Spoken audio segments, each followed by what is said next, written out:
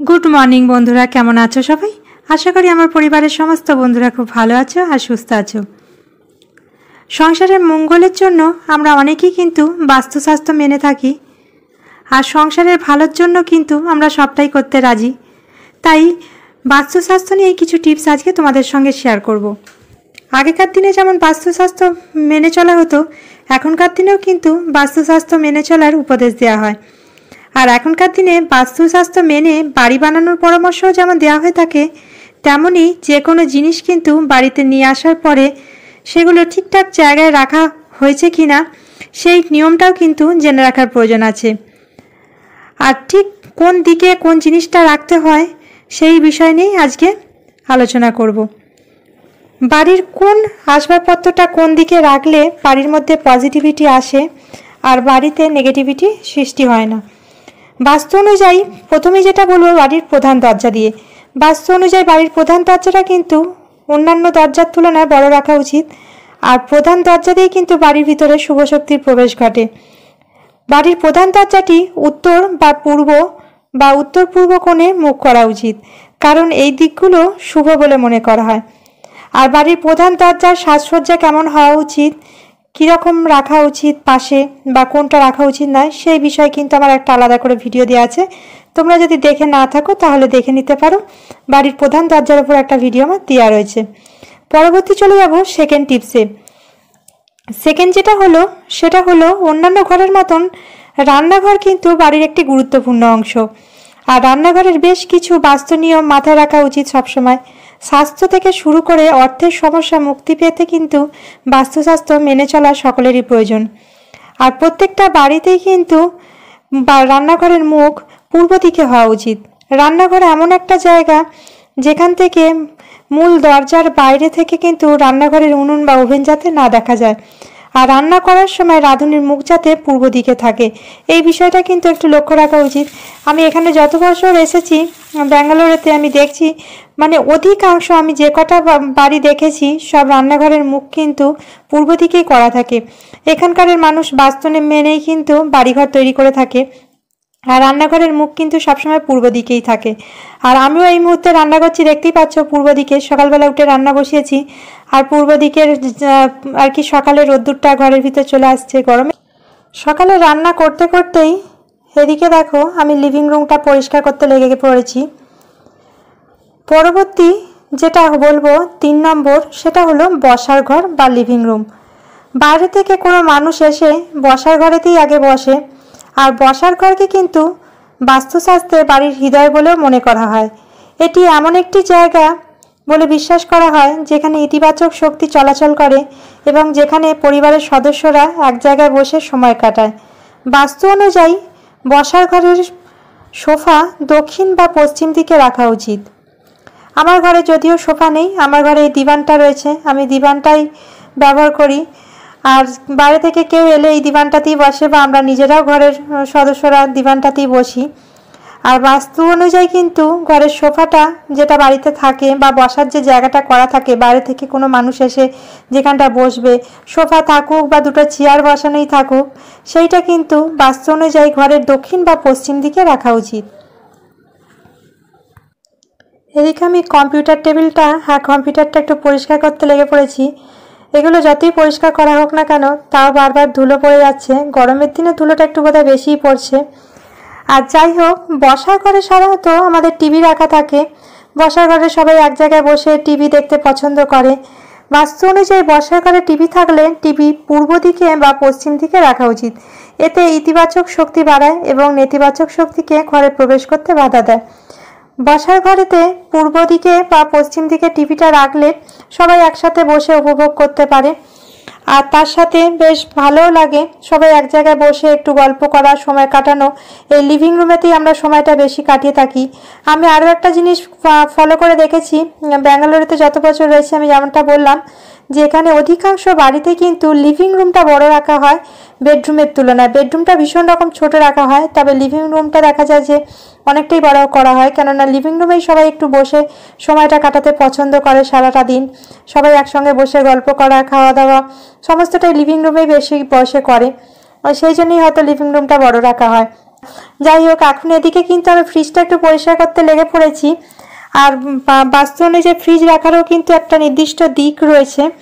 আর যদি একটু দিকগুলো মেনে চলা যায় তাহলে নিজেদেরই সংসারের একটু শান্তি আসে, একটু মঙ্গল হয়, সেইটুকুনি আর কি। আর বাস্তু অনুযায়ী ফ্রিজ কিন্তু উত্তর পূর্ব দিকে রাখা উচিত নয়, ফ্রিজ বাড়ির পশ্চিম দিকে রাখা উচিত এবং দেয়াল থেকে একটু ছেড়ে রাখা উচিত। আর আমারও ফ্রিজটা আগে কিন্তু এই দিকে ছিল না, আগে এই টেবিলটা যেই জায়গায় রয়েছে সেই জায়গাতে রাখা ছিল, যে সুইচ বোর্ডটা রয়েছে সেই দিকে, কিন্তু টেবিলটা রাখবো বলেই আমি ফ্রিজটাকে ওই দিকে করে দিয়েছিলাম। আর রাখার পরে দেখলাম যে দিশা হিসেবে দেখতে গেলে, দিক হিসেবে ঠিকঠাক দিকেই আমি রেখেছি ফ্রিজটাকে, পশ্চিম দিকে রেখেছি আর পূর্ব দিকে মুখটা খুলে ফ্রিজের। একদিকে আমার ভালোই হয়েছে, অজান্তেই মানে ভালো কিছু করে ফেলেছি আর কি। যাই হোক, আমাদের ঘরের পরিবর্তন তো আমরা করতে পারি না, তবে ঘরের ভিতরের যে আসবাবপত্রগুলো আমরা ব্যবহার করে থাকি সেগুলোকে একটু পরিবর্তন করে নিতে পারি, যদি সংসারের মঙ্গল হয়, ভালো হয়। সেই জন্য বাড়িতে ফ্রিজ থাকলে ফ্রিজ সর্বদা দেয়াল থেকে একটু গ্যাপ ছেড়ে তারপরই রাখা উচিত, দেয়ালের সঙ্গে যেন একেবারে ঠেকে না থাকে, সেই বিষয়ে একটু লক্ষ্য রাখা দরকার। আর এছাড়া ফ্রিজের পাশে গ্যাস ওভেন বা মাইক্রোওভেন রাখাটা একেবারেই উচিত নয়। ফ্রিজ সবসময় উত্তর পূর্ব বা দক্ষিণ পূর্ব কোণে রাখা উচিত নয়, ফ্রিজটা পশ্চিম দিকেই রাখা উচিত। আর এদিকে দেখো, আমি গাছগুলোকে একটুখানি ভালো করে পরিষ্কার করে নিচ্ছি, গাছের জলটাও পাল্টে দিলাম। আর লিভিং রুমে বা বসার ঘরে কিন্তু বাড়ির এই উত্তর পূর্ব কর্নারটায় গাছ রাখা ভালো, শুভ বলে মনে করা হয়। ঘরের উত্তর পূর্ব কোণে গাছপালা রাখতে পারলে প্রাকৃতিক সৌন্দর্যের সাথে সাথে পজিটিভিটিও কিন্তু নিয়ে আসে। আর আমার যেহেতু লিভিং রুম আর কিচেনটা একসাথেই তোমরা দেখেইছো, সেই ক্ষেত্রে কিন্তু আমি কিচেনের এই উত্তর পূর্ব কর্নারটাতেই গাছগুলো রাখতে পছন্দ করি। রান্নার কাজ কমপ্লিট করে নিয়ে ঘর ক্লিন করছিলাম, আর সাথে ঘড়িটাকে একটু পরিষ্কার করে নিচ্ছি। বাস্তু অনুযায়ী ঘরের পূর্ব, পশ্চিম এবং উত্তর দিকের দেয়ালে ঘড়ি রাখা উচিত, এই দিকগুলো শুভ বলে মনে করা হয়। আর বাড়িতে ঘড়ি থাকলে সেটাকে পরিষ্কার করে ক্লিন করে রাখাটাও খুব প্রয়োজন, অন্যান্য ফার্নিচারের মতন। আর ঘড়ি যাতে কোনো সময় বন্ধ হয়ে না থাকে বা খারাপ ঘড়ি বাড়িতে রাখাটা একদমই শুভ বলে মনে করা হয় না, সে বিষয়ে একটু খেয়াল রাখা দরকার। বন্ধ হয়ে যাওয়া ঘড়ি মানে বাড়িতে অশুভ শক্তির প্রবেশ ঘটায়। এখানে ঘরময় বই ছড়িয়ে বসে পড়েছে, পড়ি কী করছে, বই সেপারেট করছে, তাই তো পড়ি এবার নতুন বুকস আসবে, সেই জন্য পুরনো বুকসগুলোকে সব সেপারেট করে আলাদা করে দিচ্ছে। এগুলো সব আলাদা করে এবার স্টোর হবে, ওই ওপরেতে স্টোর করে রেখে দেওয়া হবে। আর এখানে পড়ির লাইব্রেরি খালি করছে। এদিকে দেখো, আমি বেডরুমটা ক্লিন করতে চলে এসেছি, পড়ি ওর বুক সেলফটা গোছাচ্ছে। আর বেডরুমটা তো ক্লিন করব, তার সাথে বলবো যে বেডরুম কেমন হওয়া উচিত এবং কোন দিকে হলে সেটা শুভ হয়, আর কোন দিকে মাথা করে শুলে সেটা শুভ বলে মনে করা হয়। শোবার ঘর সাধারণত দক্ষিণ পশ্চিমে অবস্থিত হলে কিন্তু বাড়ির মালিকের পক্ষে সুস্বাস্থ্য এবং সমৃদ্ধি নিয়ে আসে। এছাড়া উত্তরের দিকে শোবার ঘর সবার জন্য ভাগ্যবান বলে মনে করা হয়। বাস্তুশাস্ত্র অনুসারে পূর্ব বা দক্ষিণ দিকে মাথা করে শোয়াটা শুভ। আমরাও এখানে দেখো পূর্ব দিকেই মাথা করে শুই, বিছানাটা আমার সেইভাবেই করা রয়েছে। আগে যদিও বিছানাটা অন্যদিকে ঘোরানো ছিল, তবে বাড়ির আঙ্কেল আর কি, অনার আঙ্কেল বলেছিল যে বিছানাটা এইভাবে রাখতে, আর তার সাথে আলমারির পজিশানটাও চেঞ্জ করিয়েছিল। প্রথম যখন এসেছিলাম তখনই সেগুলো বলেছিল যে আলমারিটা কোন দিকে রাখা উচিত বা বেডটা কোন দিকে রাখা উচিত। তখন হয়তো এতটা কিছু জানতাম না, কিন্তু ধীরে ধীরে যেগুলো জানতে শিখেছি বা জেনেছি যে কোনটা ভালো কোনটা খারাপ, সেগুলো আজকে ভাবলাম যে তোমাদের সাথে একটু শেয়ার করা যাক। আর এদিকে কারেন্ট চলে গেছে, আমি আলমারিটাকে একটু গোছাতে বসে গিয়েছিলাম, কয়েকটা জামা কাপড় বাইরে ছিল। আর বাড়ির মধ্যে প্রত্যেকেরই কিন্তু ঘরেতে আলমারি তো থাকেই, আর সবার বাড়িতে যেহেতু আলমারি থাকে, বাস্তুশাস্ত্র অনুযায়ী কিন্তু আলমারিটাকে রাখাটাও খুব প্রয়োজন। বাস্তুশাস্ত্র বলছে বাড়ির সঠিক দিকে আলমারি না রাখলে হিতে বিপরীত হয়, অর্থহানি ঘটে। আলমারিতে সাধারণত অর্থ বা গয়না গাটি যেগুলো আমরা রেখে থাকি, সেই জন্যই আর কি আলমারির দিশাটা বা দিকটা কিন্তু ঠিকঠাক থাকা উচিত। আলমারি ঘরের দক্ষিণ পশ্চিম দিকে রাখতে হবে। দক্ষিণ দিকে দেয়ালে রাখলে উত্তর দিকে আলমারির মুখ হবে এবং পশ্চিম দিকে রাখলে পূর্ব দিকে আলমারির মুখ হবে। পশ্চিম কোণ হলো সঞ্চয়ের কোণ, এই কোণে আলমারি রাখলে সঞ্চয় বাড়ে এবং গৃহে অর্থ বাড়ে। আর এখন দেখো আমি এখানে আমার ড্রয়ারটাকেও একটুখানি গুছিয়ে নিচ্ছি। এখানেতে আমার সমস্ত কসমেটিক্সগুলো থাকে, সমস্ত সাজের জিনিস, যেহেতু এখানে আলমারি রয়েছে, আয়নাটাও রয়েছে, সেই জন্যেই। যদিও এইদিকে আয়না রাখাটা শুভ নয়, কিন্তু যেহেতু আলমারির সাথেই আয়নাটা রয়েছে, সেক্ষেত্রে আমার কিছু করার নেই, পরিবর্তন করা যাবে না। আর ঘরের কোন দিকে আয়না রাখা শুভ সেটাও আমি বলবো, কিন্তু আমার যেহেতু আলমারির সাথেই আয়নাটা রয়েছে আমাকে রাখতেই হয়েছে। তবে রাতের দিকে আমি আয়নাটাকে ঢেকে দিই, যেহেতু এদিকে বিছনাটা রয়েছে, সেই জন্য প্রত্যেকদিন নিয়ম করে রাতেই একটা এক্সট্রা কাজ থাকে আমার, রাতের বেলা আয়নাটাকে ঢেকে রাখা। পরে কারেন্টটা এলো, কি গরম লাগছে, ফ্যানটাও অফ ছিল আর ঘরটাও অন্ধকার হয়ে আছে। কাজগুলো করছি গুছিয়ে, যতটা গুছিয়ে পরিষ্কার করা যায় ক্লিনিংটা করে নিচ্ছি, কিন্তু কারেন্ট চলে গেছে বলে না ভিডিও ভালো করে তুলতে পারছি না, ঠিক মতনভাবে ক্যামেরা রাখা যাচ্ছে না। আর এদিকে দেখো গরমও লাগছিল প্রচুর পরিমাণে, ফ্যানটা চালু হলো এতক্ষণ পরে কারেন্টটা এলো অ্যাটলিস্ট। ওই দেয়ালেতে আলমারিটা রেখেছিলাম, কিন্তু আমাদের বাড়ি ওনার আঙ্কেল বললো যে ওই দেয়ালে আলমারি রাখতে নেই, আলমারিটা এই দিকের দেয়ালেতে রাখতে হয়, পশ্চিম দিকে আর কি। পশ্চিম দিকের দেয়ালে এমনভাবে থাকবে যাতে পূর্ব দিকে আলমারিটা খুলবে, সেই জন্য আবার পজিশানটা চেঞ্জ করেছি। আলমারিটা ওই দেয়ালে ছিল আর বেডটাও আমার ঠিক ছিল এই পজিশানেতে ছিল, এইদিকে ঘিরে, সেই জন্য না আবার পজিশানটা চেঞ্জ করেছি। মোটামুটি এদিকটা আমার পরিষ্কার হয়ে গেছে। এবার এদিকে এখন পরীর স্টাডি টেবিলটা পরিষ্কার করতে লেগে পড়েছি। পরীর স্টাডি টেবিলের টেবিল ক্লথটা দেখে বুঝতেই পারছো কী অবস্থা করেছে, এর মধ্যে বসে কালার করে আর তার সাথে পেন দিয়ে কেটে কেটে রেখে দেয়। যাই হোক, সেটার ওপর একটা না ওড়না পেতে দিয়েছি যাতে একটু পরিষ্কার দেখতে লাগে। আর পরী তোর বইয়ের বুকশেলফটাকে গুছিয়ে দিয়েছে, আমি একটু টেবিলটা গুছিয়ে নিলাম। বাস্তু অনুযায়ী কিন্তু বাচ্চাদের পড়ার টেবিলটা সবসময় উত্তর বা পূর্ব দিকে মুখ করে রাখা উচিত। পড়ার টেবিল এমনভাবে রাখতে হবে যাতে বাচ্চা পড়তে বসলে উত্তর পূর্ব দিকে বাচ্চার মুখ থাকে, আর এতে কিন্তু বাচ্চার পড়াতে মনে আগ্রহ বাড়ে। আর আমার মোটামুটি বেডরুমটাও ক্লিন হয়ে গেছে, পরে একটু হেল্প করে দিয়েছে বুকশেলফটা গুছিয়ে। এখন আমি চলে এসেছি বাথরুমের আয়নাটা আর বেসিনটা পরিষ্কার করতে। বেসিনটাও খুব নোংরা হয়েছে, এখানে কালার জল ফেলতে থাকে সেই জন্য।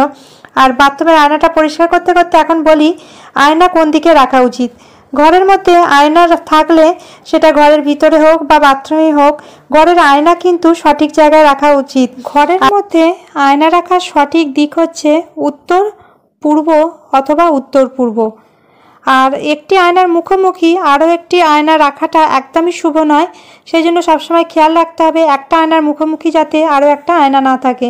আর এখানে আমি বেসিনটা পরিষ্কার করে নিচ্ছি, দেখেছো বেসিনটা কী পরিমাণ নোংরা হয়েছে। সাদা বেসিন আগে, তার মধ্যে কালার জল সমস্ত নোংরা কিছু ফেলতে থাকে পরীর কাজ এগুলো। যাই হোক, এটা পরিষ্কার করতে থাকি।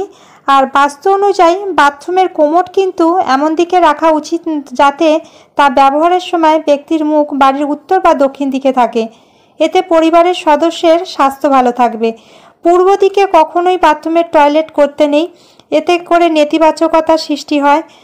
তবে যদি একেবারেই সম্ভব না হয় তাহলে কিন্তু দক্ষিণ পশ্চিম বা উত্তর পূর্ব দিকে বাথরুম বানানো যেতে পারে। আর বাড়ির মাঝখানেতে কখনোই বাথরুম বানাতে নেই, বাড়ির মাঝখানের অংশটাকে ব্রহ্মস্থান বলা হয়, তাই এই স্থানে যাতে বাথরুম বা টয়লেট না থাকে সেই বিষয়ে কিন্তু একটু খেয়াল রাখা দরকার। স্নান সেরে একদম চলে এলাম পুজো করতে। প্রতিটা বাড়িতেই ঠাকুরঘর আলাদা স্থান থাকে, প্রত্যেক বাড়িতেই আলাদা করে ঠাকুরঘর করা সম্ভব না হলেও বসার ঘরে আলাদা করে ভগবানের জন্য আসন থাকে। যদিও ভগবান সব জায়গাতেই বিরাজমান, তবুও বাস্তুমতে পুজোর জন্য সঠিক দিক হলো উত্তর পূর্ব কোণ। বাড়ির উত্তর পূর্ব কোণে ঠাকুরঘর বানালে সবথেকে শুভ বলে মনে করা হয়। আর শোয়ার ঘরে ঠাকুর রাখতে নেই, তবে বাড়িতে যদি একান্তই জায়গার অভাব থাকে সেখানে রাখতেই হয়। সেক্ষেত্রে কিন্তু রাতের বেলায় শোবার আগে ঠাকুরের সামনে একটা পর্দা দিয়ে ঢেকে দেওয়ার প্রয়োজন রয়েছে। আর আমরা যখনই পুজো করব তখন আমাদের মুখটা যেন পূর্ব দিকে থাকে, সেই বিষয়ে একটু লক্ষ্য রাখা দরকার। তবে ফ্ল্যাট বাড়িতে বা ভাড়ার বাড়িতে সবসময় হয়তো সম্ভব হয় না, সেক্ষেত্রে একটু যদি ঠাকুরের পজিশনটা আসনটা বদলে নিয়ে যেতে পারে তাহলে খুব ভালো হয়। আর এখন দেখো দুপুরের একদম খাওয়া দাওয়ায় বসে পড়েছি, যদিও অনেকটা লেট হয়ে গিয়েছে কাজ করতে করতে, ঘর পরিষ্কার করতে করতে। পরিতে আমাদের দুপুরের লাঞ্চে বসে পড়েছি। আর এখন বলবো খাবার টেবিলের কোন দিকে বসে খাওয়া দাওয়া করা উচিত। সাধারণত টেবিলে বসে খাওয়া দাওয়া করলে চারদিকে চেয়ার থাকে, আর আমরা যেদিকে পারি সেদিকে বসে পড়ি, বা মেঝেতে বসেও খাওয়া দাওয়া করলে সেক্ষেত্রে বলবো যে দক্ষিণ দিকে বসে খাওয়া দাওয়া করাটা শুভ বলে মনে করা হয় না। সবসময় চেষ্টা করতে হবে দক্ষিণ দিকে যাতে না বসা হয়। তবে টেবিলে খেতে বসলে অনেক সময় দক্ষিণ দিকেও চেয়ার থাকে, একসঙ্গে 4 জন খেতে বসলে সেক্ষেত্রে সম্ভব হয় না। তবে দক্ষিণ দিকে যে মানুষ বসবে চেয়ারটাকে যদি একটুখানি বেঁকিয়ে নিয়ে বসা যায় তাহলে কিন্তু ভালো হয়। দক্ষিণ দিকে যে ব্যক্তি বসে খাওয়া দাওয়া করে সেই ব্যক্তির শরীর স্বাস্থ্য ভালো থাকে না। দক্ষিণ দিক সাধারণত বলা হয় জমের দ্বার, জমের দিক। সুতরাং দক্ষিণ দিকে মুখ করে একদমই খেতে বসা উচিত নয়। দুপুরের খাওয়া দাওয়া করতে করতে আজকের ভিডিওটা এখানেই শেষ করলাম বন্ধুরা। ভিডিওটা যদি কিছু ভালো লেগে থাকে ছেড়ে যাবার আগে একটা লাইক কমেন্ট করতে ভুলো না। আর যদি কেউ নতুন বন্ধু হয়ে থাকো চ্যানেলে প্রথমবার, চ্যানেলটা সাবস্ক্রাইব করে নিয়ে পাশে থাকার অনুরোধ রইল। দেখা হবে আবার নেক্সট কোনো ব্লগের সাথে। সবাই ভালো থেকো, সাবধানে থেকো, সুস্থ থেকো।